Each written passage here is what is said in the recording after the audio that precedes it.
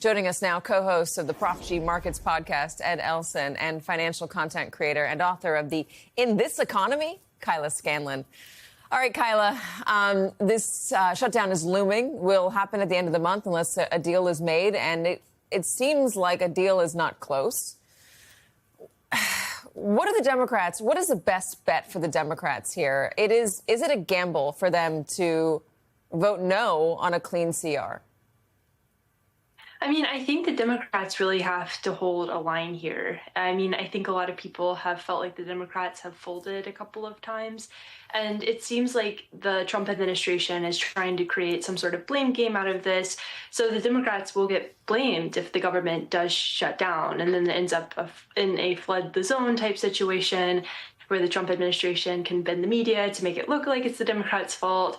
And I think there's a lot on the line here, both in terms of the perception of the Democrat Party in terms of holding the line, and then just the jobs that are at risk, the health care that is at risk. I think it's really important that they don't fold here.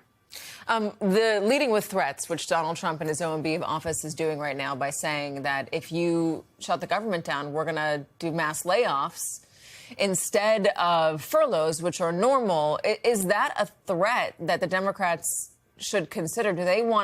Could they potentially be painted as the ones who are responsible for this? Or, Ed, is it ultimately the people who are actually making the cuts, which is Donald Trump and the White House? Well, look, you can call it bullying, you can call it threatening, you can call it playing hardball.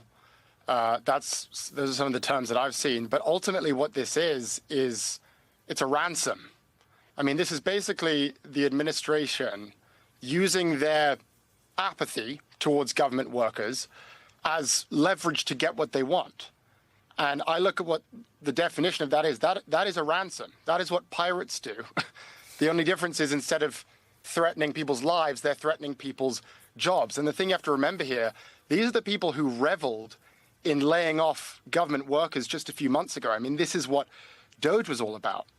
So then when Russell Vought goes to the Democrats and says, if you don't do what we say, I'm going to fire all of these people, I'm going to throw them out on the street, you just have to remember why he's willing to play that card. It's because he doesn't care.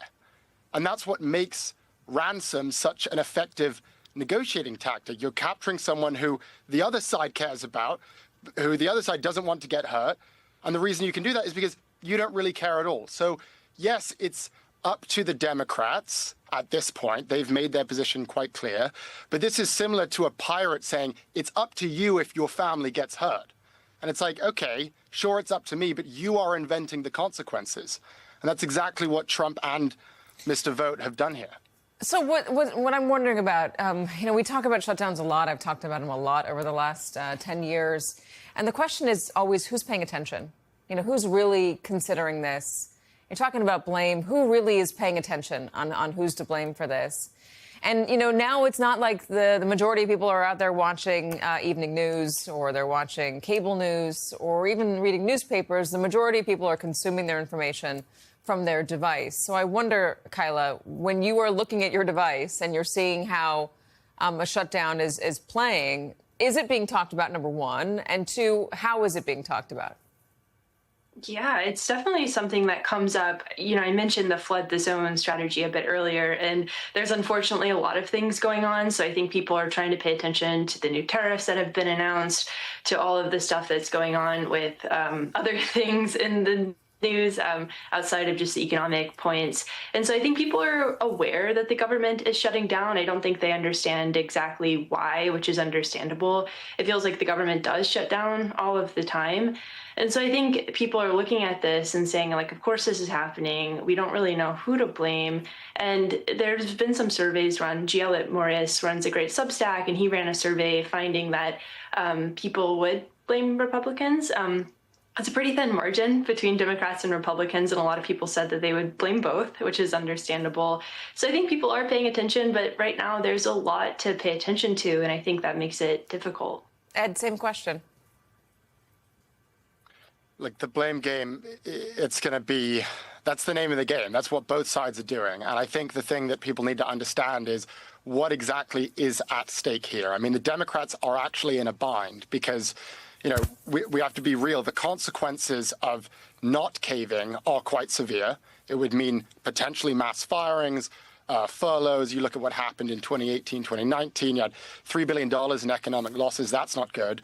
But then the consequences of caving are also severe, because if you cave, and this is what this is all about, you agree to get rid of that tax credit in the Affordable Care Act, and you're taking 4 million Americans off of health insurance, and you're exploding health insurance premiums for the rest of us. Studies say it's going to be up to 75% in increases next year on your insurance premiums. So, yeah, the Democrats are in a bind. They've been put in this situation. That's what's at stake here. And the reason they're digging in here isn't for politics. It's because this is going to really affect people. Yeah, it's no wonder people get disillusioned with the whole process.